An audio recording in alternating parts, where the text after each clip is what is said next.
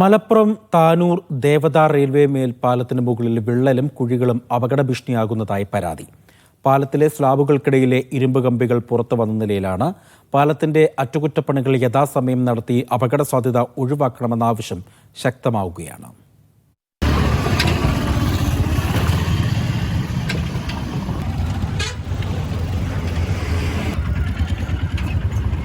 Tirur Kadalundi road നവീകരണത്തിന് ശേഷം ദേവദാർ മേൽപ്പാലത്തിലൂടെ ദീർഘദൂര യാത്രക്കാരും ചരക്ക് വാഹനങ്ങൾ ഉൾപ്പെടെ ദിനംപ്രതി നൂറുകണക്കിന് വാഹനങ്ങളാണ് കടന്നുപോകുന്നത്.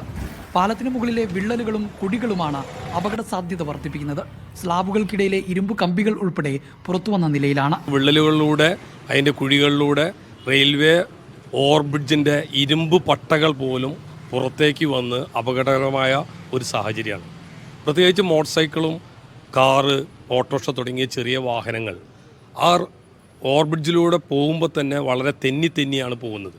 അതിൻ്റെ പുറമെ കുഴികളും അതുപോലെ തന്നെ വിള്ളലുകളിലും അപകട സാധ്യത ഏറി വരികയാണ്. ഏതാനും ദിവസങ്ങൾക്ക് മുൻപ് ഇരുചക്ര വാഹന യാത്രക്കാരി പാലത്തിന് മുകളിൽ അപകടത്തിൽപ്പെട്ടിരുന്നു. കൂടാതെ നിരവധി അപകടങ്ങളും ഇവിടെ സംഭവിച്ചിട്ടുണ്ട്.